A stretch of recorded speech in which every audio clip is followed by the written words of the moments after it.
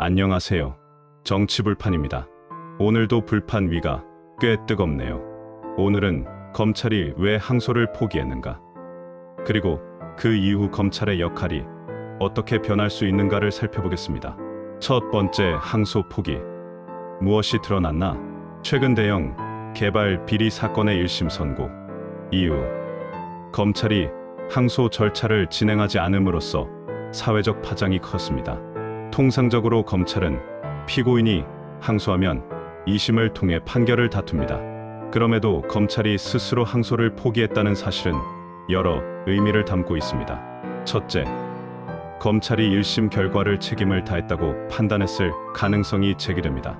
둘째, 정치적 고려나 외압이 있었을 수 있다는 의혹이 불거지고 있습니다. 실제로 검찰총장 직무대행은 대통령실과 방향이 완전히 일치하지 않았다고 언급했습니다. 이는 겉보기엔 독립기관처럼 보이는 검찰이 실상 정치권과 복잡한 관계에 놓여 있다는 것을 시사합니다. 두 번째, 검찰의 독립성과 권력관계.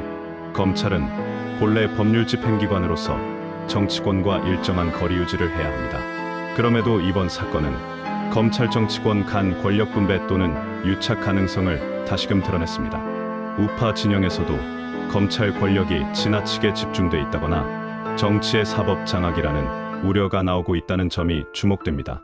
만약 검찰이 정치권의 방향에 영향을 받는다면 공정한 수사기소 재판이 흔들릴 수 있습니다. 그뿐 아니라 권력기관 간 균형 자체가 흔들릴 여지도 커집니다. 세 번째, 정부의 제도 개편과 개혁안. 한편 정부는 공직감사 폐지, 헌법 존중 TF 구성 등 다양한 개혁안을 내놓았습니다. 이 조치는 정부기관이 보다 효율적으로 일하도록 하겠다는 명분을 담고 있지만 다르게 보면 감시견제 기능이 약화될 수 있다는 비판이 존재합니다. 특히 검찰 개혁과 관련해서는 두 길이 갈립니다.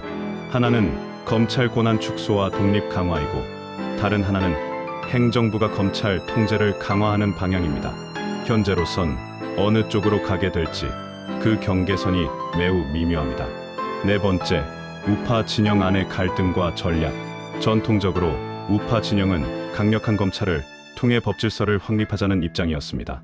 그런데 이번 사태에서 우파 내에서도 검찰 권력의 집중과 정치적 개입에 대해 경계하는 목소리가 나옵니다. 이는 단순히 정부 vs 야당의 문제가 아니라 우파 자신에게도 내부적 반성과 전략 조정이 요구되는 장입니다. 예컨대 검찰을 무조건 강하게만 할 것이 아니라 어떤 방향으로, 어떤 규율하에 기능할 것인가에 대한 논의가 필요합니다. 다섯 번째, 앞으로의 전망과 함해. 지금 이 순간은 단순한 사건 처리 단계를 넘어 한국 사법정치 제도의 구조적 전환점이 될 수 있습니다. 첫째, 검찰이 독립성을 확보하지 못한다면 앞으로 수사와 재판의 공정성 논란이 반복될 수 있습니다. 둘째, 정부가 제도 개편을 성공적으로 이끌면 개혁 정부 이미지를 강화할 수 있지만 실패할 경우 권력의 자의적 개편이라는 비판이 강해질 수 있습니다. 셋째, 내년 지방선거와 이후 정치판에서 이 이슈가 중요한 전략 카드로 떠오를 가능성이 높습니다. 따라서 정치권, 시민사회, 언론 모두가 이 흐름을 주시해야 합니다. 오늘도 불판 위가 꽤 뜨겁네요. 여러분은 어떻게 보셨나요? 댓글로 함께 이야기 나눠요. 정치불판이었습니다. 구독과 좋아요 잊지 마시고 내일의 불판도 계속 지켜봐 주세요.